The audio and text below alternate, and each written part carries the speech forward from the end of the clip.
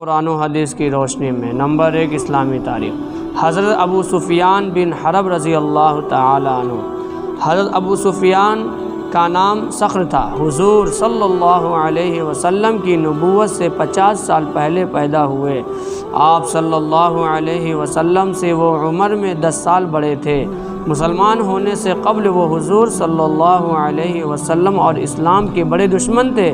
کئی مرتبہ مسلمانوں کے خلاف جنگ احد میں کفار کی قیادت کی، لیکن ان کی بیٹی ام حبیبہ شروع ہی میں مسلمان ہو گئی تھی اور اپنے شوہر کے ساتھ حبشہ ہجرت کر گئی تھی۔ ان کے شوہر کا وہاں انتقال ہو گیا تو حضور صلی اللہ علیہ وسلم نے بادشاہ حبشہ کو اپنا وکیل مقرر فرما کر ان سے نکاح کر لیا۔ اس طرح حضرت ابو سفیان حضور صلی اللہ علیہ وسلم کے خسر ہو گئے، سسر۔ حضرت ابو سفیان رضی اللہ تعالی عنہ فتح مکہ سے ایک دن قبل رات میں مسلمان ہوئے۔ اسلام قبول کرنے کے بعد حضور صلی اللہ علیہ وسلم سے بہت محبت ہو گئی اور دین اسلام کی خاطر جان و مال لگا دینے کے لیے ہر وقت تیار رہتے۔ چنانچہ جنگ حنین کے موقع پر کفار سے مقابلہ کرتے ہوئے ان کی ایک آنکھ ضائع ہو گئی۔ روم کے مقابلے میں جنگ یرموک کے موقع پر میدان میں بہادری سے آگے مقابلہ کرتے رہے۔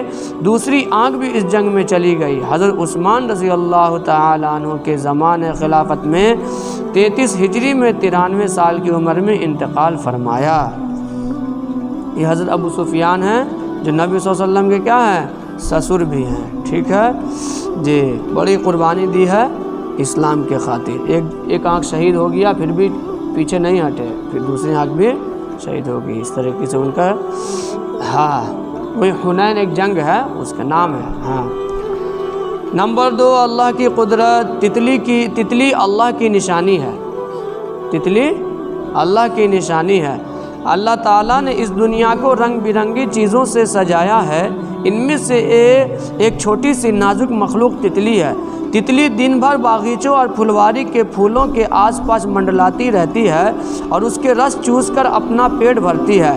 اس کے بدن پر اتنے خوبصورت پر ہوتے ہیں کہ جیسے کسی ماہر تصویر بنانے والے نے اس پر رنگ برنگی تصویریں بنائی ہوں۔ اور عجیب بات یہ ہے کہ اس کے دونوں پروں کی ڈیزائن اور دم بالکل ایک جیسی ہوتی ہے۔ یہ اللہ تعالیٰ کی قدرت کی کاریگری ہے جس نے ایک چھوٹی سی مخلوق تتلی کو اتنے رنگ عطا کیے ہیں، ہے نا؟ ایک تتلی کے اندر اللہ نے کتنا رنگ رکھا ہے۔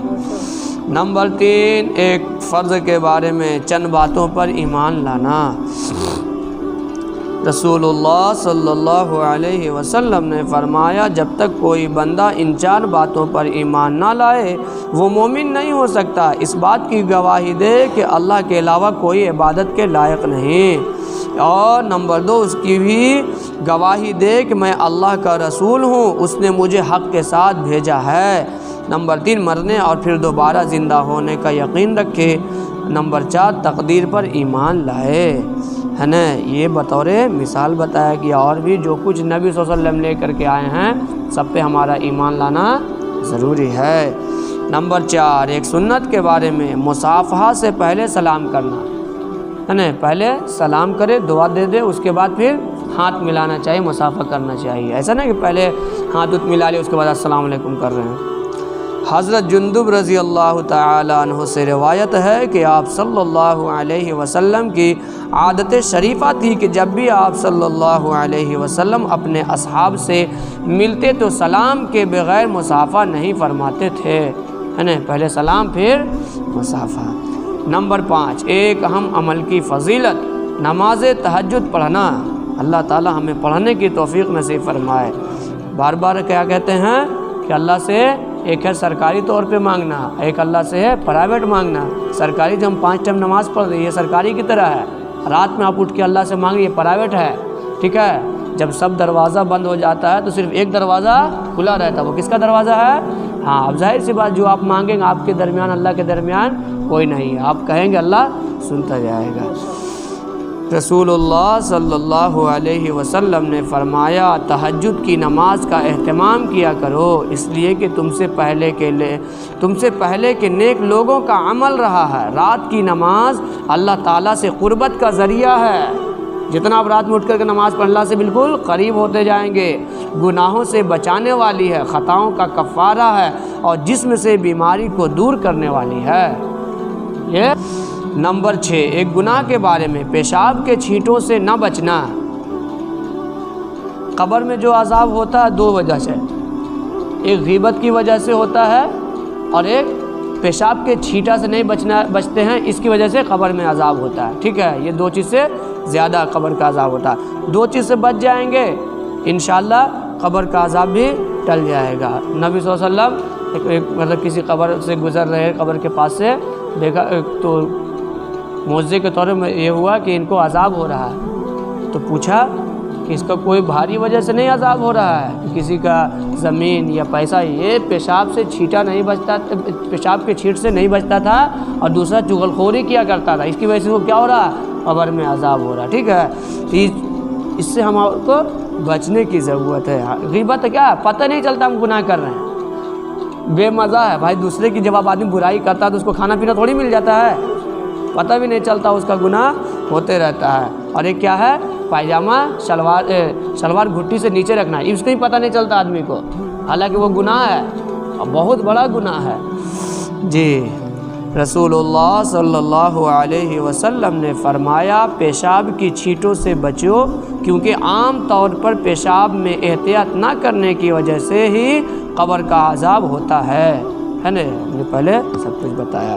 نمبر 7، دنیا کے بارے میں، دنیا کا مال فتنہ ہے نا، جتنا اللہ دیتا ہے، بار بار بھی یہی کہتے ہیں، اللہ کبھی دے کر کے آزماتا ہے، کبھی لے کر کے آزماتا ہے نا۔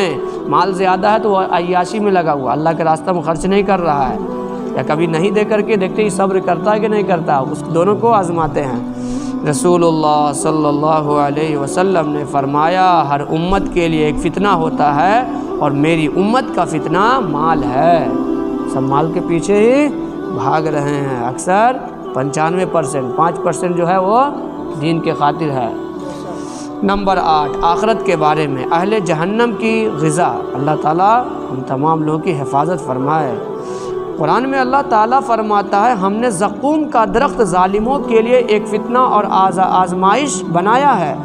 وہ ایسا درخت ہے جو جہنم کی تہ سے نکلتا ہے، اس کے پھل ایسے ہیں جیسے شیاطین کے سر، تو یہ اہل جہنم اسی زقوم کو کھائیں گے اور اسی سے اپنے پیٹوں کو بھریں گے، پھر اوپر سے ان کو سخت کھولتا ہوا پانی ملا کر دیا جائے گا، یعنی ملے گا تو، لیکن کھائیں گے سب اتڑی پچونی منہ سے باہر آ جائے گا۔ جی زقوم کا درخت ہے۔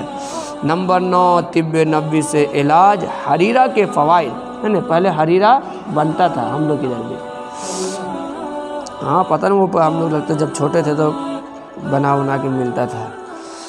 دیکھیے کیا ہے، حضرت عائشہ رضی اللہ تعالی عنہ فرماتی ہیں کہ رسول اللہ صلی اللہ علیہ وسلم کے گھر والوں میں سے جب کسی کو بخار آتا تو آپ صلی اللہ علیہ وسلم حریرہ استعمال کرنے کا حکم دیتے اور فرماتے کہ یہ رنجیدہ آدمی کے دل کو قوت دیتا ہے اور بیمار کے دل سے رنج و غم کو اس طرح دور کرتا ہے جس طرح تم پانی سے اپنے چہرے کے میل کچیل کو دور کرتی ہو۔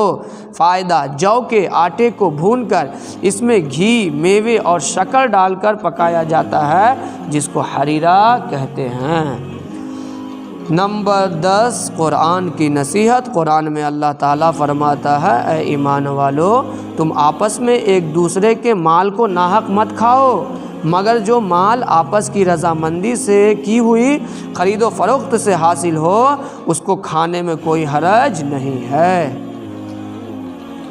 اللہ سے